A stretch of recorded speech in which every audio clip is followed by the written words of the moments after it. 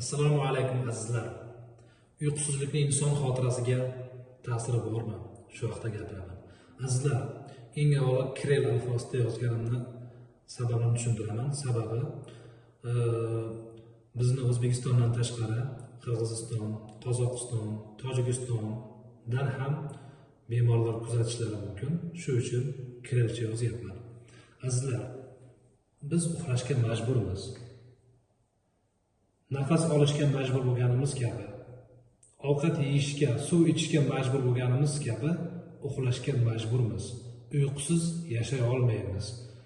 Men aslida 8 soat uxlayman, lekin buncha uxlashni istamayman, 3 soat uxlashni istayman deya olmaysiz. Uyqu bizni fiziologik bir muhtojligimiz hisoblanadi. Endi savolga javob beramiz. Uyqu natijasida insonni bosh miyasida ma'lumotlar qayta ishlanadi. Siz mazza qilib dam olyapsiz, lekin ma'lumotlar qayta ishlanib yotibdi.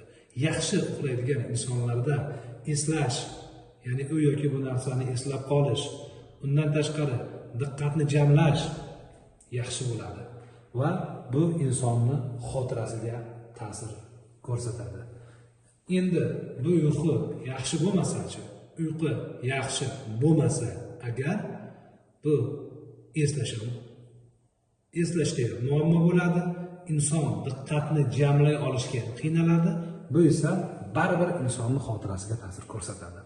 Savolga javob beradigan bo'lsak, inson yaxshi uxlasa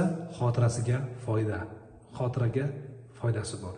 Uyqusizlik esa xotirani buzadi.